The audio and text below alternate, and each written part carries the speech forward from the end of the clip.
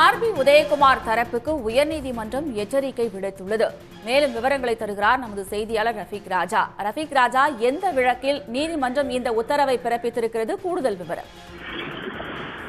நிச்சயமாக மதுரையைச் சேர்ந்த வழக்கறிஞர் ஜைனப் பிவி என்பவர் கடந்த வாரம் உயர்நீதிமன்ற மதுரை கிளையில் ஒரு பொதுநல வழக்கினை தாக்கல் செய்திருந்தார். அந்த பொதுநல வழக்கில் முக்கிய சாராம்சம் என்பது மதுரை மாட்டுத்தாவணி எதிரே உள்ள நக்கீரர் நுழைவாயில். இந்த நுழைவாயில் ரோட்டின் நடுப்புறம் உள்ளதால் இந்த சாலையில் கடுமையாக போக்குவரத்து நெரிசல் ஏற்படுகிறது. குறிப்பாக இந்த சாலை உயர்நீதிமன்றம் செல்லக்கூடிய சாலை என்பதால் அதிக விபத்துகள் ஏற்படுகிறது. எனவே இந்த சாலையில் நடுவே உள்ள அந்த நுழைவாயிலை இடித்து அப்புறப்படுத்த வேண்டும் என்றுதான் மனு தாக்கல் செய்திருந்தார். இந்த வழக்கு கடந்த வார விசாரணையின் போது நீதிபதிகள் சாலை விரிவாக்கத்திற்கு பின்னால் இந்த நுழைவாயில் என்பது சாலையின் நடுவே உள்ளது.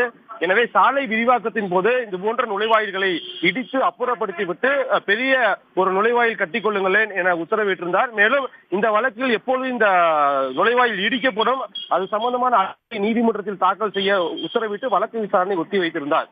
இந்த நிலையில்தான் இந்த வழக்கு இன்று நீதிபதிகள் சுப்பிரமணியனுடைய அமர்வு முன் விசாரணைக்கு வந்தது. அந்த விசாரணையின் போது முன்னாள் அமைச்சர் ஆர்பி உதயகுமார் ஒரு இடையீட்டு மனு தாக்கல் செய்திருந்தார். குறிப்பாக இந்த நுழைவாயில்கள் என்பது மதுரையினுடைய புரதான சின்னமாகவும் உள்ளது. மதுரையில் தமிழ்ச்சங்கம் நடைபெற்ற போது அதன் நினைவு சின்னமாக இந்த நுழைவாயில்கள் அமைக்கப்பட்டது. எனவே இந்த வழக்கில் தன்னையும் ஒரு மனுதாரராக இணைத்து இந்த வழக்கை விசாரணை செய்ய வேண்டும் என்று மனு தாக்கல் செய்திருந்தார். அப்பொழுது கோபமடைந்த நீதிபதிகள் கடந்த 20 வருடங்களாக இந்த சாலையில் இந்த நுழைவாயில்களால் போக்குவரத்து நெரிசல் ஏற்படுகிறது, இதை இடித்து அப்புறப்படுத்த உத்தரவிட்டால் அந்த வழக்கில் தன்மையும் இணைத்து விசாரிக்க சொல்லி வருகிறீர்கள், இது போன்றதை ஏற்க முடியாது, உங்கள் மனுவை நாங்கள் தள்ளுபடி செய்வோம் என எச்சரித்தனர். அப்பொழுது அவர் தரப்பில் வழக்கறிஞர் இது சம்பந்தமான ஆவணங்களை தாக்கல் செய்ய அவகாசம் கோரியதால் வழக்கு விசாரணையை திங்கட்கிழமைக்கு ஒத்திவைத்தார். குறிப்பாக ஆர்பி உதயகுமார் அதாவது முன்னாள் அமைச்சர் விரும்பினால் இந்த சாலையில் உள்ள நிலங்களை விலக்கி வாங்கி இந்த சாலையை அகலப்படுத்தி இந்த நுழைவாயிலை பாதுகாக்கலாமே என்ற கருத்து தெரிவித்த நீதிபதிகள் இதுபோன்று மக்களுக்கு நலன் ஏற்படுத்தக்கூடிய உத்தரவுகளில் தொந்தரவு செய்யாதீர்கள் என எச்சரிக்கை செய்து இந்த வழக்கு விசாரணையை ஒத்திவைத்துள்ளார்.